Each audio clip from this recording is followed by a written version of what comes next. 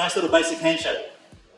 I'm going to bring this up and I'm going to rotate with my thumb in the gap right here to get a little bend on his thumb. And then I'm going to rotate it back in and apply the lock right there. Okay, so from here, here's the handshake, comes up, rotate it in. There's the shape that we were looking for. Look, see that? There's the shape we were looking for, right? And we're simply rotating it exactly the same way. And I can manipulate that however I want to, twist it, build sensitivity, or I can just snap it. Not today, we're not snapping it today. Okay, one more time, let's have a look at it in detail. I'm coming up, right? I'm winding the thumb so it's bent, right? So there, it's bent.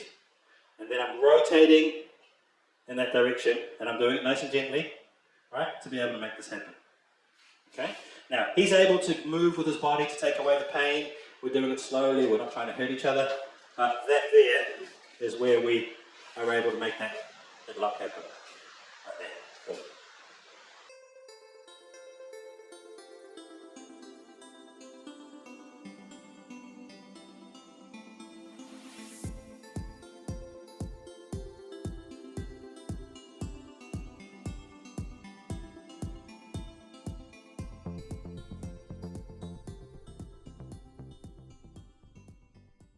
So that shape was just heading in this direction.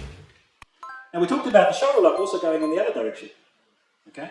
So in the other direction, I've got no fingers or hands left over to be able to control in the other direction. I mean, I could try and do this, but then I'm kind of going like this, which is not going to work for me very well, right? Because I can still get that pinch and I can go this way, but it seems like a dumb idea, right?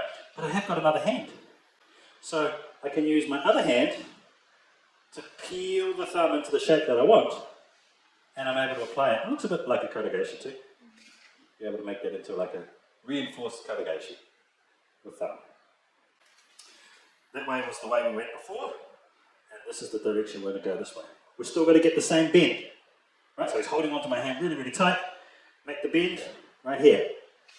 There's the opening that we're looking for, and it's just that same shape that we had before. There's one more way that we can attack the thumb.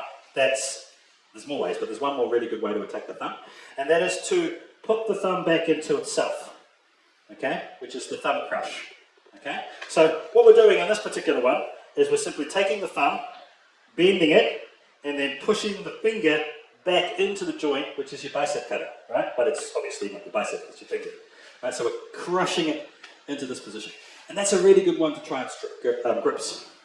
So if somebody's got this nice little grip on you over here, right, you can just get your thumb, get a little bend in it, right here, and just pressure that into its space, and there goes that grip.